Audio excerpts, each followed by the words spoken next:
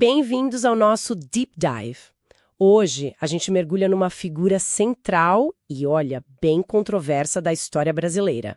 João Goulart, o Jango. Uma figura complexa, sem dúvida. Presidente ali entre 61 e 64, né? Um período, assim, de muita tensão política, muitas propostas de reforma e que terminou, claro, com o golpe militar de 64. Exato. Um período curto, mas intensíssimo. E a nossa missão aqui é tentar extrair o essencial, sabe? Os nuggets de conhecimento de 5 obras-chave que analisam o Jango, o governo dele, o legado. E com perspectivas diferentes, o que é importante. Sim, temos uma biografia bem detalhada, análises mais sociopolíticas, um estudo focado nos projetos econômicos, tipo Plano Trienal. Uma coletânea sobre memória e história, que é fascinante. E um livro que traz discursos dele, reflexões. É um material bem rico para a gente conversar. Com certeza. Ok, então vamos lá. Para começar, quem foi o Jango e quais eram as grandes ideias dele? O centro de tudo eram as reformas de base, certo? Isso, as famosas reformas de base. Era um pacote, assim, bem abrangente. Reforma agrária, educacional, tributária, política também. Um projeto ambicioso para a época. Muito. A ideia era mexer em estruturas bem consolidadas do país. E é interessante notar, né, como algumas fontes apontam... Mesmo não tendo sido implementadas ali. Exato. Mesmo não saindo do papel na hora H, elas tiveram um eco danado depois. Tem análises que mostram como algumas dessas ideias, de alguma forma, influenciaram até a Constituinte de 88. Nossa, interessante isso. Mostra a força da agenda, né? Mostra. Mas, claro, na época o debate era quente sobre se essas reformas eram mesmo necessárias ou viáveis naquele momento. Imagino que a divisão era grande. Enorme.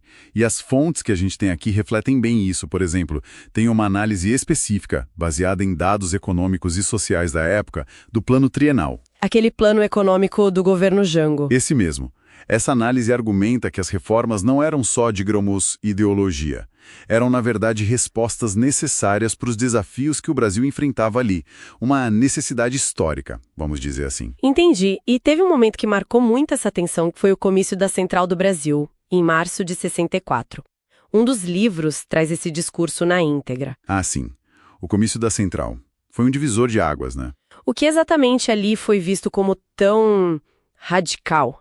Olha, o Jango ali não só defendeu com muita força as reformas de base, como anunciou decretos na hora. Decretos. Tipo, Desapropriação de terras perto de rodovias, ferrovias, encampação de refinarias privadas de petróleo. Para muitos setores, né, os mais conservadores, militares... só como que? Confirmação? Exato, como a confirmação de que ele estava indo para uma guinada à esquerda mesmo. Uma radicalização. Aquilo ali jogou muita lenha na fogueira. E essa fogueira, bom, acabou levando ao golpe. Como as fontes analisam essa queda? Bom, primeiro o contexto internacional, né? Guerra Fria no auge. Isso potencializava qualquer conflito interno aqui. Tudo ficava mais extremo. Muito mais. E aí tem a biografia escrita pelo Jorge Ferreira. É um trabalho impressionante, resultado de 10 anos de pesquisa com documentos inéditos. Uau, 10 anos. É. E ele descreve com muitos detalhes aqueles dias cruciais, sabe? 31 de março, 1º de abril de 64. As movimentações políticas, militares, é quase um filme que se desenrola ali. E falando nessas movimentações, tem a análise do Luiz Alberto Moniz Bandeira, que sempre gera discussão. Ele foca bastante no fator externo, né? Sim. A tese do Moniz Bandeira é bem conhecida e provocadora. Ele dá um peso grande à influência dos Estados Unidos. Sugerindo que talvez... Ele levanta a hipótese de que talvez se o Jango tivesse, digamos, cedido mais a certas pressões, tanto externas quanto de setores militares internos, talvez o golpe não tivesse acontecido daquela forma ou naquele momento. Mas é só uma hipótese, claro. Claro. E o interessante é que o próprio Bandeira reconhece, assim, que faltava sustentação política para o Jango. A base de apoio dele era frágil para conseguir resistir àquela pressão toda que veio. Então não era simples. Peso externo, mas também fragilidade interna. Exatamente. Uma combinação complexa. Não tem resposta fácil aí. E essa complexidade continua quando a gente pensa em como o Jango é lembrado hoje, né? A memória sobre ele. Com certeza. Tem uma coletânea ótima sobre isso. organizada pela Marieta de Moraes Ferreira. O livro explora justamente isso, os impasses do governo, o papel do Jango nos eventos do golpe, que é visto de formas diferentes. A trajetória dele no exílio depois. Isso, e principalmente como diferentes grupos constroem a memória dele hoje. Para uns, ele é um mártir da democracia. Para outros, um líder que hesitou demais ou até um responsável pela crise. Uma disputa de narrativas, então. Total. E o livro mostra como essa briga por memória se conecta direto com os debates políticos que a gente tem no Brasil hoje. É muito atual. Então, se a gente juntar as peças dessas diferentes fontes, qual retrato emerge do Jango e daquele período? Olha, emerge a figura de um líder que estava no epicentro de uma tensão brutal no Brasil, né?